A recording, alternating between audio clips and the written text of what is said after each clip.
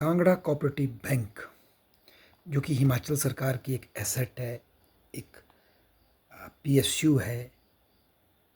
ये वर्तमान में संकट से गुजर रही है।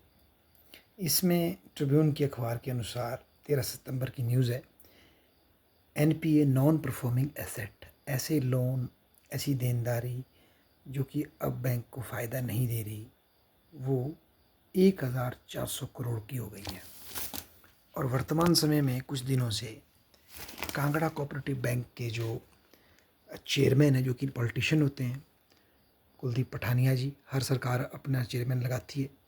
और जो इसकी मैनेजमेंट, जो बोर्ड ऑफ डायरेक्टर्स है, उनके बीच में मीटिंग नहीं हो पा रही, एमडी के बीच में मीटिंग नहीं हो पा रही। कारण क्या है? ऐसी रूमर्स उठ रही है कि मैनेजमेंट को लेकर कुछ दिक्कतें चल रही है। हो ये रहा है कि शायद जो कांगड़ा कोऑपरेटिव बैंक का जो बोर्ड है के चेयरमैन है और उनकी जो कमेटी है, उनकी सोच कुछ अलग होगी, और मैनेजिंग जो डायरेक्टर हैं उनकी सोच शायद अलग होगी इन एनपीओ को लेकर के कि इन लोनों का करना क्या है। जबकि बीजेपी बाहर से ये आरोप लगा रही है कि भाई इसमें बहुत से ऐसे लोगों को लोन दिया गया है जो कि अब चुका नहीं पा रहे और वो असल में किसी पार्टी विशेष से जुड़े हुए हैं। तो ये तो एक वर्तमान मतलब एक इशू है, पर मैं इसको अगर लॉन्ग टर्म में बताऊं आपको, तो वो ये है,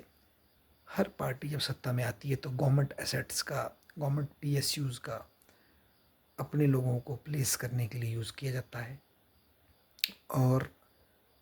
जो उनमें जो लोनिंग है या जो इस तरह की व्यवस्था है, वो भी अपने लोगों को फ़ायदे देने के लिए किए जाते हैं, इसमें कोई डाउट नहीं। जैसे ठेके दिए जाते हैं, हर सत्ता बदलने के बाद ठेकेदार बदल जाते हैं,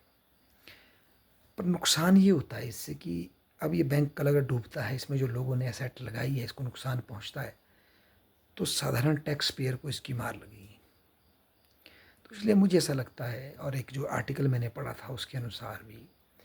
हिमाचल सरकार वर्तमान फाइनेंशियल क्राइसिस से जा रही, गवर्नमेंट पॉजिटिव स्टेप ले रही सुधार के लिए। हम जैसे कर्मचारियों की तनख्वाह तो 5 दिन बाद दे ही रही है, वो भी स्टेप मतलब पॉजिटिव को तक कुछ पैसे बचे, और भी कई स्टेप ले रही है। तो एक स्टेप और लेना चाहिए, जो विशेषकर जो फाइनेंशियल पीएसयूज़ हैं उसके जो बोर्ड हैं उनके अध्यक्ष नेताओं को नहीं बनाना चाहिए, उनके अध्यक्ष किसी ऐसे व्यक्ति को बनाए जिनको बैंकिंग मैनेजमेंट का लॉन्ग टर्म नॉलेज हो। और ये किसी इस सरकार के लिए नहीं, कोई भी सरकार हो, अगर आप देखेंगे पिछले कई सालों से नेता लोग ही कांगड़ा कोऑपरेटिव बैंक के चेयरमैन के मैनेजमेंट बोर्ड के चेयरमैन बनते हैं, जो कि अपने आप में एक तरह का कन्फ्लिक्ट ऑफ इंटरेस्ट है। अगर हम चाहते हैं कि हमारा बैंक प्रोफेशनल तरीके से और प्रॉफिट कमाए, हिमाचल सरकार को उसका लाभ हो, तो इसकी मैनेजमेंट में नेताओं की से के बजाय प्रोफेशनल्स की से होनी चाहिए। नेता हो सकते हैं, इनकी इंक्वायरी करें, पर मैनेजमेंट में इनका कोई सहभागिता नहीं होनी चाहिए, क्योंकि अगर नेता होंगे तो फिर उसमें डेफिनेटली बायसनेस का इल्ज़ाम लगेगा। जिस तरह से एसबीआई चलता है, जिस तरह से और बैंक्स चलते हैं, उस तरह से हमारा बैंक चलना चाहिए। तो इसकी मैनेजमेंट में किसी नेतागण को बिठाना लॉन्ग टर्म में बैंक के भविष्य के लिए अच्छा नहीं है। और ये एनपीए जिस रफ्तार से बढ़ रहे हैं, गवर्नमेंट को कुछ स्ट्रिक्ट एक्शन लेकर के कांगड़ा कोऑपरेटिव बैंक की डूबती नैया को अब बचाने की ज़रूरत है। इसमें बिना राजनीति में पड़े संस्थागत सुधार होने की ज़रूरत है, ना कि इसने गलत किया मैंने गलत किया, इसकी तुलना में संस्थागत सुधार होकर के इसके जो कांगड़ा कोऑपरेटिव बैंक के जो चेयरमैन बनता है बाहर से, वो नेता ना बने, बल्कि कोई प्रोफेशनल हम ले सकते हैं, प्राइवेट सेक्टर से, पब्लिक सेक्टर से कोई रिटायर व्यक्ति की सेवा ली जा सकती है, जो कि अच्छा गाइड करे और हमारा कांगड़ा कोऑपरेटिव बैंक एक नए आयाम पे पहुंचे, जिससे हिमाचल सरकार को भी, हिमाचल के जनमानस को भी लाभ हो, फ़ायदा हो। मतलब मुझे ऐसा लगता है, और मैंने जो आर्टिकल पढ़ा उसमें भी यही पहले भी बताया था कि जितने भी गवर्नमेंट के पीएसयूज़ है, उसमें से गवर्नमेंट को